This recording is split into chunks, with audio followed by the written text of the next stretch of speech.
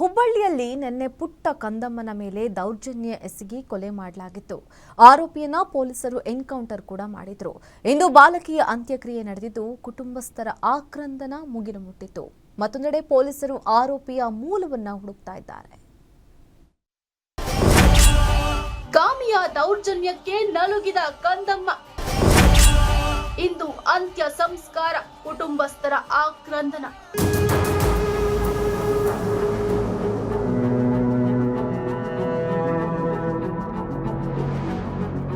ಹುಬ್ಬಳ್ಳಿ ಪ್ರಕರಣ ಇಡೀ ದೇಶವನ್ನೇ ಬೆಚ್ಚಿ ಬೀಳಿಸಿತ್ತು.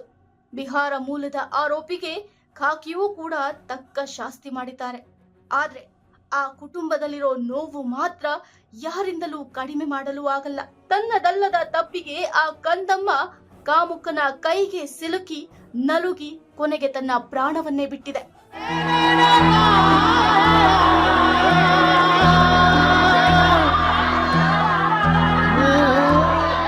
ಬೆಳಿಗ್ಗೆ ಕಿಮ್ಸ್ ಆಸ್ಪತ್ರೆಯಲ್ಲಿ ಮರಣೋತ್ತರ ಪರೀಕ್ಷೆ ನಡೆದಿದ್ದು, ಖಾಕಿ ಸಮ್ಮುಖದಲ್ಲಿ ಬಾಲಕಿ ಮೃತದೇಹವನ್ನ ಕುಟುಂಬಸ್ಥರಿಗೆ ಹಸ್ತಾಂತರಿಸಲಾಯಿತು. ಮೃತದೇಹ ನಿವಾಸಕ್ಕೆ ಆಗಮಿಸುತ್ತಿದ್ದಂತೆ ಕುಟುಂಬಸ್ಥರು ಹಾಗೂ ಸ್ಥಳೀಯರ ಆಕ್ರಂದನ ಮುಗಿಲು ಮುಟ್ಟಿತ್ತು. ನಿವಾಸದ ಬಳಿ ಎಲ್ಲಾ ಕಾರ್ಯಗಳನ್ನ ಮುಗಿಸಿ ಕಣ್ಣೀರಿನ ಮೂಲಕ ಬಾಲಕಿಯನ್ನ ಬೀಳ್ಕೊಟ್ರು. ಇದಕ್ಕೂ ಮೊದಲು ಸಂತೋಷ್ ಲಾಡ್, ಡಿಸಿ ದಿವ್ಯಪ್ರಭು ಕಿಮ್ಸ್ ಶವಾಗಾರಕ್ಕೆ ತೆರಳಿ ಬಾಲಕಿಯ ಅಂತಿಮ ದರ್ಶನ ಪಡೆದರು.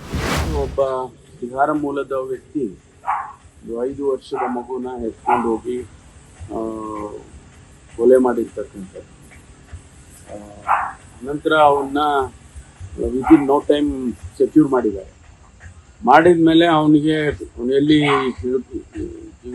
ಇದ್ದಾನೆ ಮತ್ತು ಅದೆಲ್ಲ ತೋರಿಸ್ಬೇಕು ಅಂತೇಳಿ ಕರ್ಕೊಂಡು ಹೋಗುವಾಗ ಇದಕ್ಕಿದ್ದಂಗೆ ಅವನು ಪೊಲೀಸ್ನವ್ರ ಮೇಲೆ ಅಟ್ಯಾಕ್ ಮಾಡಿದ್ದಾನೆ. ಸ್ಥಿತಿ ಇದು ಇಡೀ ಸಮಾಜಕ್ಕೆ ಒಂದು ತಲೆ ತಕ್ಕಂಥ ಇನ್ಸಿಡೆಂಟ್ ಇದು.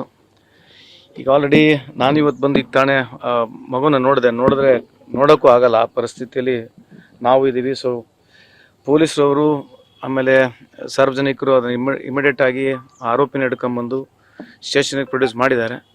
ಸೊ ಅದಾದ ನಂತರ ಇಲ್ಲಿವರೆಗೆ ಆಗಿರ್ತಕ್ಕಂಥ ಘಟನೆಯಲ್ಲಿ ತಮಗೆ ಮಾಹಿತಿ ಇದೆ. ಮತ್ತೊಂದೆಡೆ ಆರೋಪಿ ರಿತೇಶ್ ಕುಮಾರ್ ಮರಣೋತ್ತರ ಪರೀಕ್ಷೆಯೂ ಕೂಡ ನಡೆಯಿತು. ಆದ್ರೆ ಇದುವರೆಗೂ ಆತನ ಮೂಲ ಪತ್ತೆಯಾಗಿಲ್ಲ. ವಿಚಾರಣೆ ವೇಳೆ ಬಿಹಾರದ ಪಾಟ್ನಾದ ನಿವಾಸಿ ಅಂತ ಮಾತ್ರ ಆರೋಪಿ ಬಾಯ್ಬಿಟ್ಟಿದ್ದ. ಹೀಗಾಗಿ ಈ ಮೂಲ ಬೆನ್ನತ್ತಿರೋ ಪೊಲೀಸರು ಕುಟುಂಬಸ್ಥರು ಸ್ನೇಹಿತರನ್ನ ಪತ್ತೆ ಮಾಡ್ತಿದ್ದಾರೆ.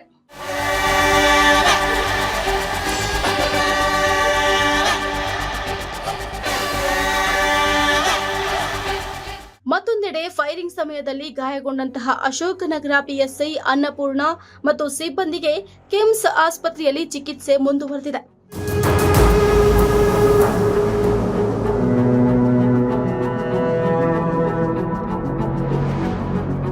ಒಟ್ನಲ್ಲಿ ಬಾಲಕಿ ಅತ್ಯಾಚಾರ ಮತ್ತು ಕೊಲೆ ಪ್ರಕರಣಕ್ಕೆ ಸಂಬಂಧಪಟ್ಟಂತೆ ಹುಬ್ಬಳ್ಳಿ ಧಾರವಾಡ ಪೊಲೀಸರು ದಿಟ್ಟ ಹೆಜ್ಜೆಯನ್ನ ಕೈಗೊಂಡಿದ್ದು ರಾಜ್ಯದೆಲ್ಲೆಡೆ ಅಭಿನಂದನೆಯ ಮಹಾಪೂರವನ್ನೇ ಸಲ್ಲಿಸುತ್ತಿದ್ದಾರೆ. ಮಲ್ಲಿಕ್ ಬೆಳಗಲಿ, ಗ್ಯಾರಂಟಿ ನ್ಯೂಸ್, ಹುಬ್ಬಳ್ಳಿ.